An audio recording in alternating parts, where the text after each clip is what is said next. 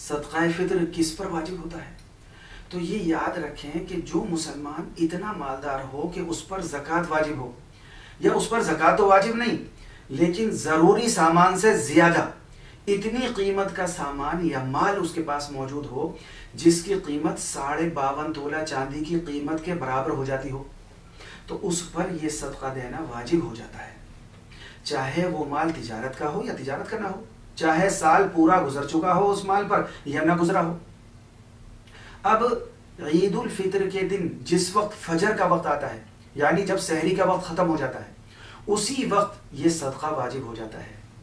अलबत्ता ये सदका ईद से पहले रमज़ान में कभी भी अदा किया जा सकता है और ईद की नमाज से पहले पहले ये अदा कर देना चाहिए। अगर ईद की नमाज से पहले अदा न किया तो बाद में भी ये अदा करना ज़रूरी होगा।